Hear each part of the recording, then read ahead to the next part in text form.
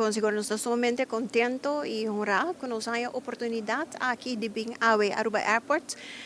Camina con nos un dia prometo é by live terminal check-in facility aqui novo para o país de Aruba e nos há uma explicação ampla para o que se trata é update de Gateway 2030, projeto grande para o país de Aruba, que tem informação muito importante a ser dada awe na parlamentário na caminho que tem diferentes leis, tem diferentes retos também que nos para discutir e que não me quer estar somente importante que nos há a oportunidade aqui. Nos quero felicitar também a Aruba Airport Authority, que o time não trabalha somente duro arriba o projeto aqui, é um time multidisciplinário, caminha diferentes áreas, não arranha atenção, me quer para a tecnologia também está muito bonita para o WAC, que a Aruba está avançar, é um projeto que a começar quase 10 anos passar in the making e botar para o futuro também tem basta caminho para cana, de lo qual que nos quer com o país.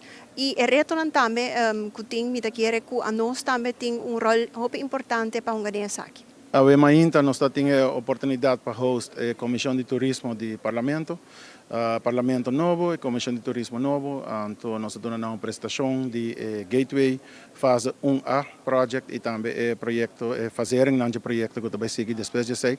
E também nós temos a chance para intercambiar junto com os IMT, algum membro do leadership team, riba aqui com o futuro e expectação para Aruba. Nós estamos muito excited. Nós primeiro passageiro não oficial estão expected amanhã, para nós começar a processar no terminal novo aqui.